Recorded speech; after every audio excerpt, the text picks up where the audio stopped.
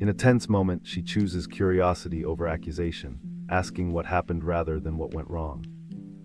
He names his own uncertainty first, turning blame into shared ground and inviting collaboration.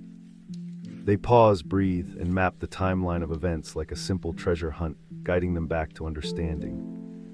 Small questions unlock memory trails, revealing needs beneath actions and creating a path to sincere repair. When they finish, their next conversation starts not with victory, but with renewed trust and mutual curiosity. This simple shift transforms arguments into learning moments that strengthen connection over time.